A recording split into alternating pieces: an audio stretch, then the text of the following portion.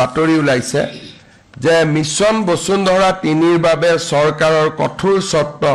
school নামঘৰে প্ৰতি বিঘা মাটি দিব লাগিব 2.5 লাখ টকা এইটো ক্ষেত্ৰত মই বুজাইছো যে 500 টকা দিব লাগিব এই ধৰণৰ বাতৰি কিয় ভেৰিফাই নকৰাকৈ ইয়াত উদাহৰণ দিছে এখন ইংলিশ স্কুলৰ নিউজটো যদি ভিতৰত আমি পঢ়ো ইংলিশ স্কুলখন প্ৰফিট মেকিং তেওঁলোকৰ পৰাটো চৰকাৰে ল'ব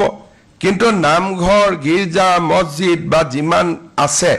গাঁৱত প্ৰতি বিঘাত মিছন বসুন্ধৰাৰ প্ৰিমিয়াম হল 500 টকা গতিকে ইয়াতে আকৌ মানুহক এটা ভয় খুৱাই দিছে যে 2.5 লাখ টকা ল'ব গতিকে মই ভাবো যে আনভেৰিফাইড নিউজ কৰিব নালাগে গুৱাহাটী বা আন জায়গাত যদি প্ৰফিট মেকিং স্কুল আহে বা প্ৰফিট মেকিং অনুষ্ঠান আছে তেওঁলোকৰ কাৰণে আমি ফুল ফিজ লম কিন্তু আমাৰ গাঁৱৰ নামঘৰ স্কুল অনুষ্ঠান প্ৰতিষ্ঠান এই গোটেই বিলাকে মাত্ৰ মিছন বসুন্ধৰাত প্ৰতি বিঘাত 500 টকা দিব লাগে তাতকৈ দিব নালাগে আৰু সেই 500 বিঘাও আমি ডাটা ঠিক কৰি দিও আমাৰ এমএলএ মন্ত্ৰী সকলে ডাটা ঠিক কৰি দিয়ে গতিকে এই ক্ষেত্ৰটো উদ্দেশ্য প্ৰণোদিত বাতৰি কিছুমান উলিয়াই থকা হৈছে মই ভাবো যে এটো ঠিক কথা নহয় কথাখিনি মই এবাৰ ক্লিয়াৰ কৰি দিছো আৰু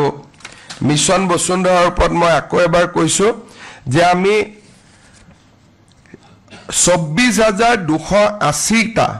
নামঘৰ স্কুল কলেজ বিদ্যালয়ক আমি দিয়াৰ নাম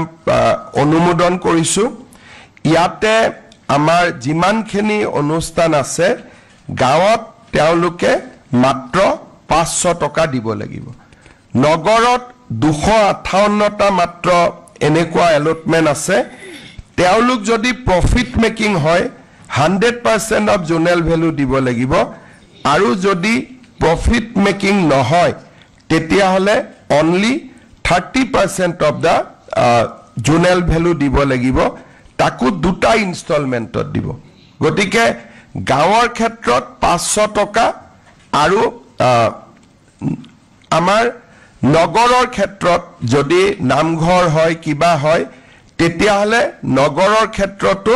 আমি মাত্ৰ 50000 টকা ৰাখিছো গুৱাহাটীৰ ক্ষেত্ৰত তাকো দুটা ইনষ্টলমেন্টত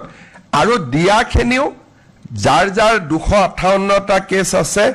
যিখিনি প্ৰফিট মেকিং নহয়